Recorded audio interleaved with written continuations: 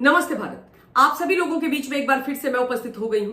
तो निवेदन सबसे पहले मेरा वही कि प्लीज आप सब लोग इस वीडियो को लाइक कीजिएगा, अंत तक देखिएगा, शेयर कीजिएगा और साथ के साथ मेरे यानी आपके अपने चैनल ममता पेन्यूली काले उवाच को सब्सक्राइब करते हुए बेल आइकन को प्लीज जरूर हिट कर दीजिएगा, ताकि जब भी मैं लाइव आऊं, कोई रील या वीडियो अपलोड करूं तो उसकी नोटिफिकेशन आप सभी लोगों को तुरंत से मिल जाए। मैडम सोनिया गांधी एंड राहुल गांधी की गिरफ्तारी तय हो गई। नेशनल हेराल्ड मामले में इनको सजा 100% मिलेगी। सजा को इस मामले में कोई टाल नहीं सकता, और खास तौर पर आरोपी नंबर 1 और आरोपी नंबर 2 की चार्जशीट में जो आरोपी 1 और 2 नंबर पर है वो है मैडम सोनिया एंड राहुल गांधी। ये जो केस है ना, नेशनल हेराल्ड में मनी लॉन्ड्रिंग एंगल से जो इन्वेस्टिगेट किया जा रहा है, ये एक ओपन एंड शट केस है। इस केस में कुछ ऐसा नहीं है गांधी परिवार के पास कि ये अपने इस भ्रष्टाचार को डिफेंड कर सके। मिस्टर अभिषेक मनु सिंघवी कितने ही वीडियोस एक्स पर रिलीज कर ले, होने जाने वाला कुछ है नहीं। ईडी ने जो चार्जशीट इस मामले के अंदर दाखिल करी है उसको कोर्ट ने स्वीकार कर लिया, और अब इसके ऊपर जिरह अर्थात बहस आरंभ होगी, और उसके बाद दूध का दूध पानी का पानी होगा और सजा मिलेगी जो इस मामले में मेजर बेनिफिशियरी हैं उन लोगों को। और तारीख इनकी गिरफ्तारी की क्या होगी वो आने वाला समय बताएगा, लेकिन गिरफ्तारी कब से सुनिश्चित हो रही है वो तारीख मैं आपको अभी बता दे रही हूं। इस मामले के अंदर 25 अप्रैल को अगली सुनवाई होगी साहब। 25 अप्रैल से यह मामला आरंभ हो रहा है। खतरे की घंटी इनके लिए बज चुकी है, और अब चार्जशीट के अंदर क्या क्या चीजें लिखी हैं वो आपको बताने वाली हूं। सुनकर के आप चौंक जाएंगे, आपके कानों से धुआं निकलेगा कि ये लोग जो संविधान की प्रति को ले ले करके पूरे देश भर में घूमते रहते हैं, इन्होंने साहब कितना बड़ा फर्जीवाड़ा कर डाला देश के साथ, और पता भी नहीं लगने दिया। 2013 से यह मामला चल रहा है। ऑलरेडी मैं कल के लाइव में ये तमाम चीजें बता चुकी हूं, पर फिर भी बता रही हूं। और 2015 में पहली बार ये माता और पुत्र कोर्ट में दाखिल हुए थे, कोर्ट के सामने गए थे। पूरे 10 वर्षों के बाद इस मामले के अंदर चार्जशीट दाखिल करी है। 7 वर्षों के पश्चात ईडी ने इनको पूछताछ के लिए, जब से यह मामला आरंभ हुआ था, बुलाया था 2022 में। तो कोई पॉलिटिकल वेंडेटा और विच हंट इस मामले में नहीं है साहब। 10 सालों के बाद चार्जशीट दाखिल हो रही है तो कोई पॉलिटिकल वेंडेटा नहीं है। 2013 में जब एफआईआर इस मामले में दर्ज हुई थी, तब यूपीए की सरकार थी, सुपर प्राइम मिनिस्टर देश की मैडम सोनिया गांधी थी, और इनके कार्यकाल में हुई है। तो फिर यह बोल देना कि मोदी जी हमको गिरफ्तार करवाना चाह रहे हैं, यह झूठ है, क्योंकि उस समय प्रधानमंत्री मोदी जी नहीं थे, मनमोहन सिंह जी थे, वो भी रिमोट कंट्रोल्ड थे साहब। अब मैं पहले आपको बताऊं कि टोटल कितने लोगों के ऊपर चार्जशीट दाखिल हुई है। टोटल 7 लोगों का नाम इस चार्जशीट में है। आरोपी नंबर 1 जैसा मैंने बता दिया है मैडम सोनिया गांधी। आरोपी नंबर 2 है भैया राहुल गांधी। आरोपी नंबर 3 है एक सुमन दुबे जो पत्रकार है और राजीव गांधी फाउंडेशन के ट्रस्टी हैं, वही फाउंडेशन जिसमें चीन से चंदे के नाम पर न्योछावर आया है। आरोपी नंबर 4 है सैम पित्रोदा, जो अर्थ के अनर्थ वाला देश के विरोध के बयान बाहर विदेश में बैठ करके देते हैं। ओवरसीज कांग्रेस के इनके अध्यक्ष हैं, और अब आप समझ जाइए कि क्यों ये उनके खिलाफ एक्शन नहीं लेते। दुखती भी नस उनके हाथ में है। आरोपी नंबर 5 है डोटेक्स मर्चेंडाइज प्राइवेट लिमिटेड, जो बंगाल बेस्ड एक शेल कंपनी यानी बोगस कंपनी है। इसी कंपनी से 1 करोड़ रुपए का loan young Indian Private limited ने लिया था, जिसकी स्थापना 2010 में हुई थी। और यह बताया जा रहा है कि साहब ये एक बोगस कंपनी इसीलिए बनाई गई थी ताकि इस घोटाले को किया जा सके। और आरोपी नंबर 7 है सुनील भंडारी, जो डोटेक्स का डायरेक्टर है, यानी कि जो बोगस कंपनी है उसका ये भाई डायरेक्टर है। ये चीजें लाइव में भी कल बताई थी, फिर से बता रही हूं। और अब आप सुनिए कि चार्जशीट में ईडी ने क्या लिखा है। बड़े बड़े खुलासे करे साहब। चार्जशीट में ईडी ने यह लिखा है कि यंग इंडियन प्राइवेट लिमिटेड, जिसमें major share holding Sonia Gandhi और राहुल गांधी के पास है 38% 76%, उन्होंने किए हैं बड़े बड़े घोटाले, और जो प्रोसीड्स ऑफ क्राइम है ऑब्वियसली वो उसके बेनिफिशियरी हैं। वो कह रहे हैं कि यंग इंडियन कंपनी के अंदर 18 करोड़ रुपए का बोगस अर्थात फर्जी डोनेशन दिया गया था, दिखाया गया था। 18 करोड़ रुपए का फर्जी डोनेशन 2017 में फर्जी कंपनियों के द्वारा। उसके अलावा वो कह रहे हैं, चार्जशीट के अंदर ईडी जो कह रही है वो कह रही है कि 38 करोड़ रुपए का बोगस रेंट एजेएल को मिला था 2017-18 के अंदर, एक साल के अंदर। एजेएल वो कंपनी जिसको यंग इंडियन प्राइवेट लिमिटेड ने अक्वायर किया था। एजेएल वो कंपनी जो नेशनल हेराल्ड न्यूज़पेपर को चलाती रही है 1938 से, हमारे देश की स्वतंत्रता से पहले से। एजेएल को जो हमारे स्वतंत्रता संग्राम सेनानी थे वो चंदे के पैसे से चलाते थे। तो यहां पर यह भी समझ लीजिए कि जो कंपनी चंदे के पैसे से चलती थी वो गांधी परिवार की प्रॉपर्टी बपौती कैसे हो गई, इन्होंने उस पर अपना आधिपत्य कैसे जमा दिया।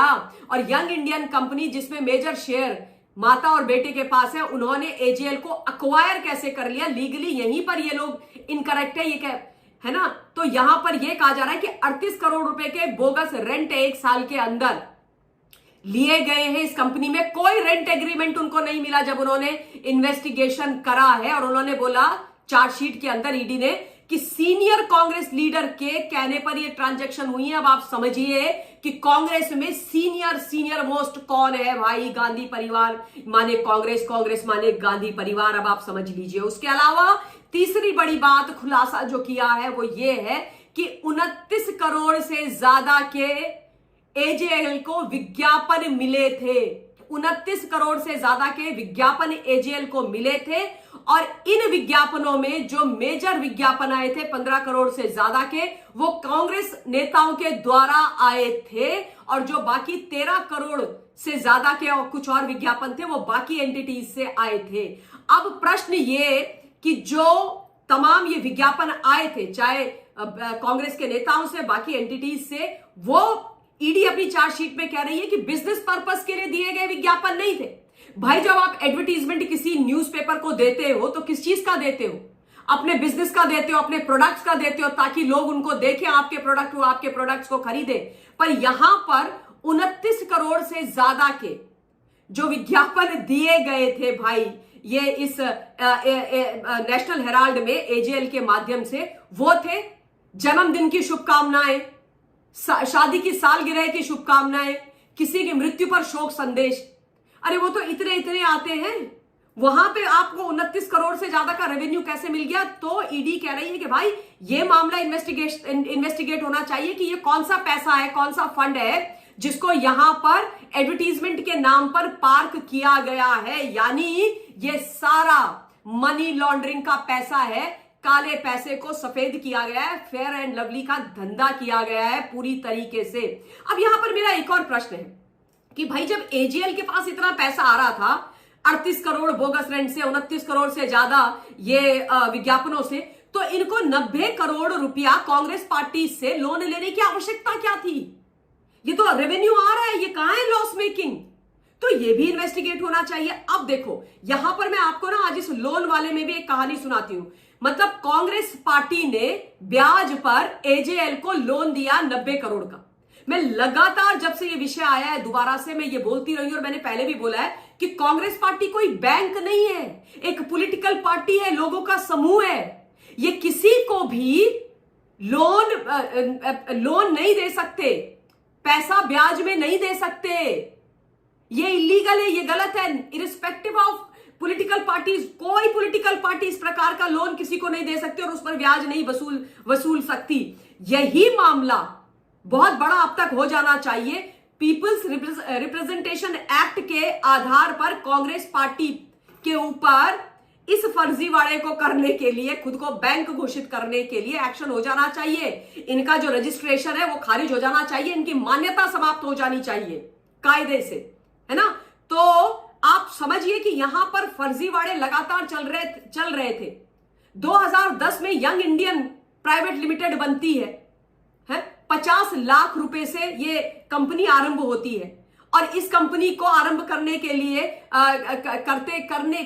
किया 50 लाख से, उसके बाद फंड इन्होंने एक बोगस कंपनी से ले लिया। ये नहीं पता कि उस कंपनी के पास 1 करोड़ रुपया कहां से आया, जिसको चार्जशीट किया हुआ है।